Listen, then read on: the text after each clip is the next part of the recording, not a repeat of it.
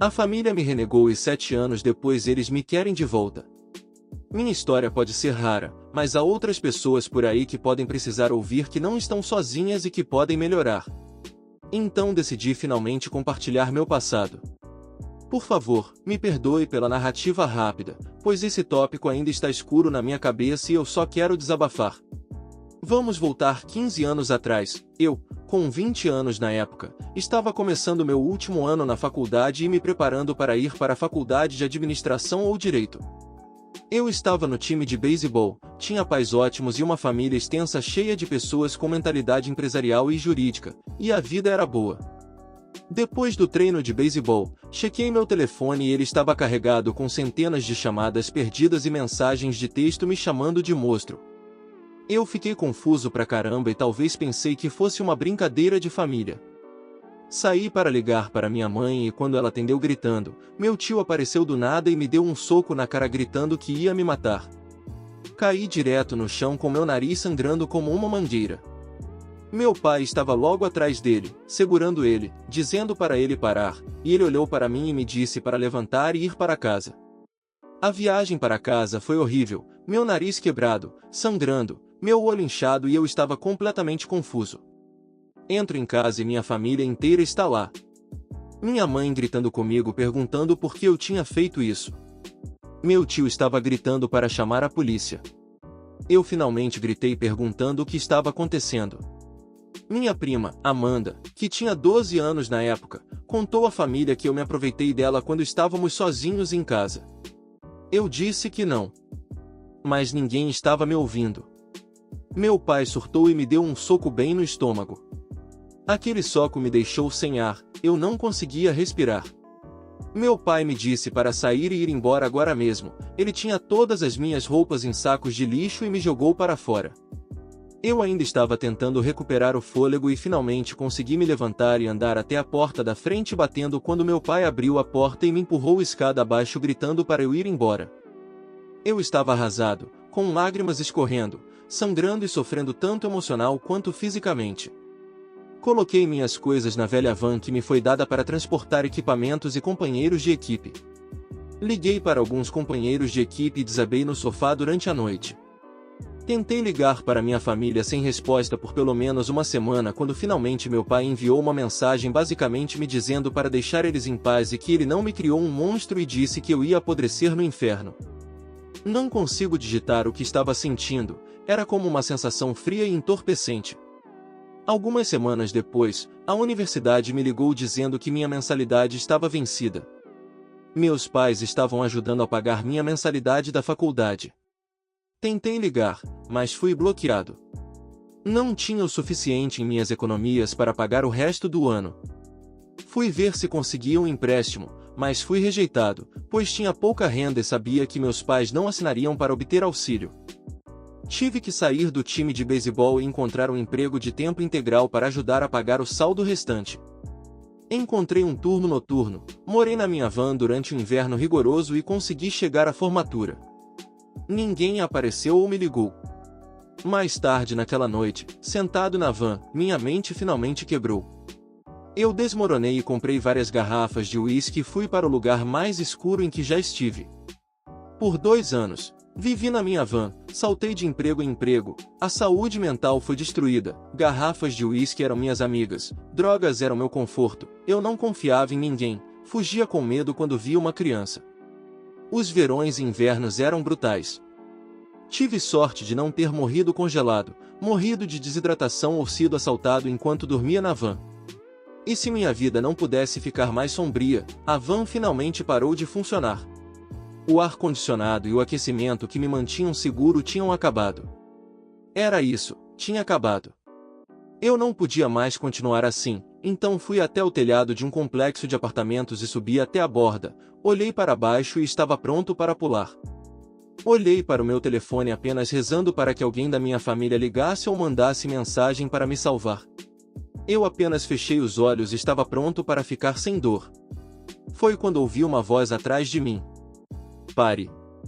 Olhei para trás e havia uma mulher correndo em minha direção.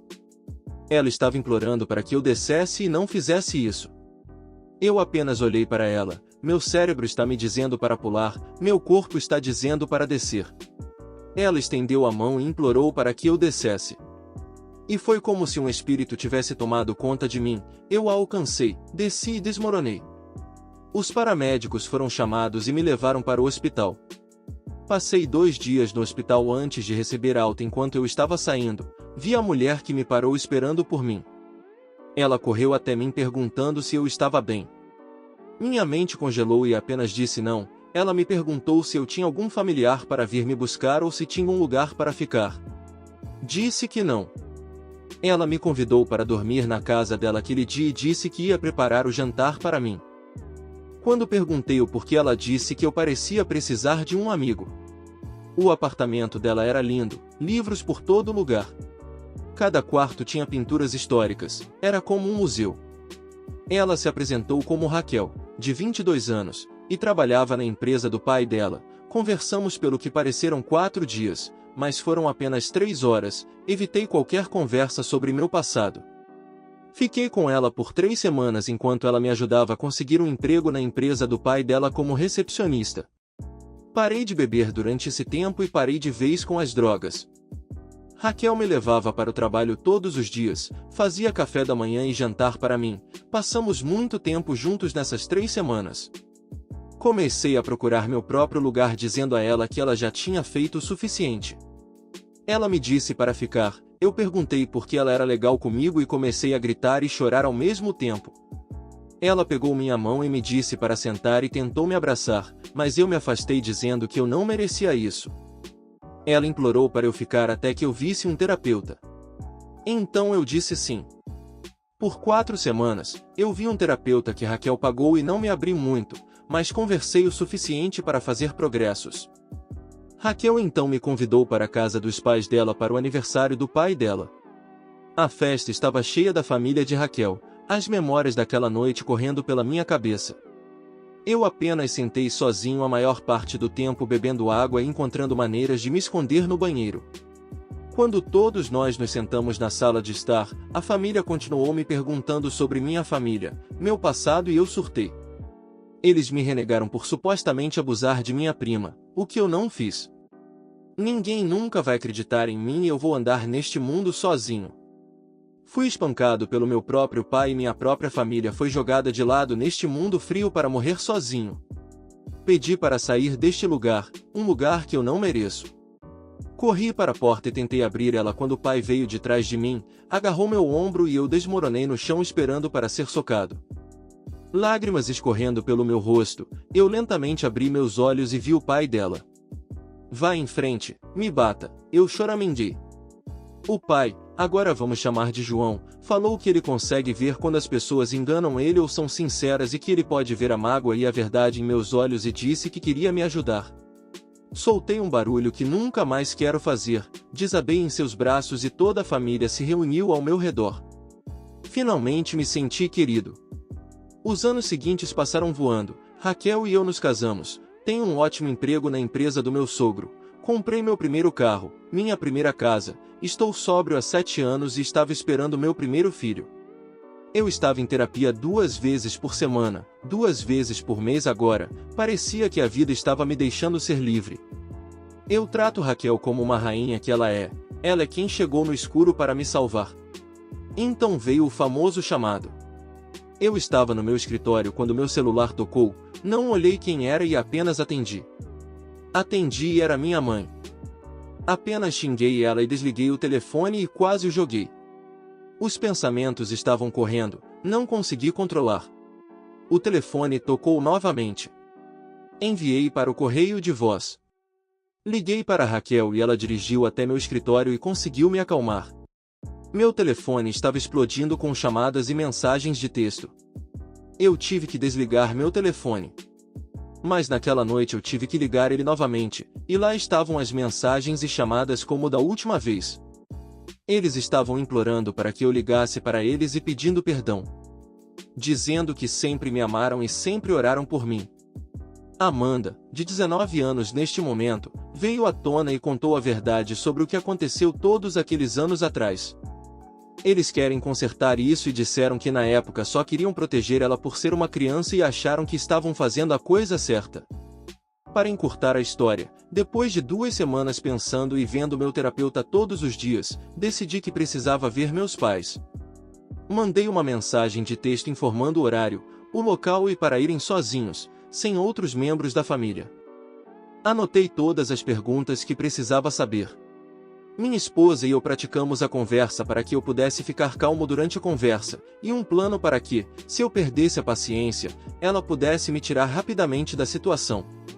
No dia em que nos conhecemos em uma cafeteria, minha mãe e meu pai correram até mim de braços abertos e minha esposa ficou no caminho e disse a eles sem abraços. Minha esposa ficou do meu lado e segurou minha perna quando comecei a falar. Eles explicaram algumas semanas atrás que Amanda convocou uma reunião de família e confessou que mentiu sobre o que aconteceu com ela. Ela era jovem e estúpida, e só queria atenção e amor de familiares e estranhos. Ela conseguiu ir para Disney World, Europa, grandes festas, ganhou um carro novo, dinheiro entre muitas outras coisas. Ela viveu uma vida luxuosa enquanto eu vivi no inferno. E ao longo do ano passado todas as histórias falsas de falsas alegações e o que acontece com pessoas que são falsamente acusadas assustaram e rapidamente pensou em mim, e queria me encontrar, mas sabia que isso significava contar a verdade. Perguntei por que não me deixaram contar meu lado. Eles estavam agindo com pura emoção e só queriam estar lá por ela e seus pais. Meu pai se desculpou por me bater, ele estava tão bravo com a situação que descontou sua raiva em mim e me empurrou para longe quando tentei voltar. Eu disse a eles que no dia do suposto incidente eu estava jogando beisebol em outro estado. Os rostos deles congelaram e ficaram brancos. Minha mãe quase vomitou. Meu pai me disse que acha que não, mas eu mostrei a eles uma foto minha e dos meus amigos do dia. Perguntei por que minha mensalidade da faculdade foi cancelada junto com meus planos de alimentação. Minha mãe pareceu confusa e disse que isso não aconteceu, e que eles guardaram isso para mim, mas meu pai congelou novamente. Ele disse que queria sustentar seu irmão e explicou que deu esse dinheiro que era destinado a mim para seu irmão. É por isso que eles fizeram todas essas viagens e compraram carros novos. Minha mãe ficou muito brava com meu pai. Minha mãe implorou para que eu parasse de falar, meu pai parecia quebrado. Expliquei em detalhes o que minha vida se tornou, todos os meus problemas e medos da vida. Expliquei como tive que largar o beisebol para encontrar um emprego. Isso os quebrou.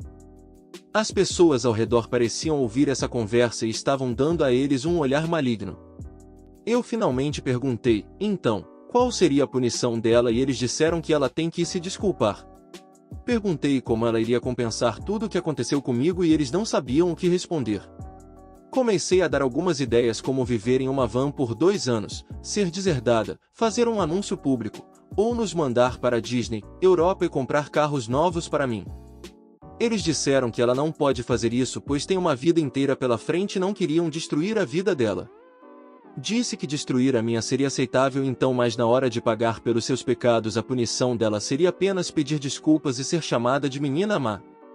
Eu me levantei e disse a eles que perderam seu filho há 7 anos, disse para me esquecerem e aproveitarem suas vidas já que fizeram isso por 7 anos sem mim. Minha esposa e eu saímos, deixando eles na mesa em lágrimas. Não os vejo desde então, recebo telefonemas e mensagens de vez em quando me desejando boa sorte entre outras coisas. Pelo que vi no Facebook, Amanda foi para a faculdade, mas teve que pagar sozinha, sem empréstimos ou apoio. O carro chique dela foi tirado e deram a ela um carro velho. Para ser honesto, isso não é o suficiente, mas eu não me importo. Talvez um dia eu veja neles novamente, mas não agora. Ainda tenho muito o que curar. O que acharam dessa história? Deixe sua opinião nos comentários. Não esqueça de deixar o like, se inscrever no canal e ativar o sininho para acompanhar mais vídeos como esse. Até logo!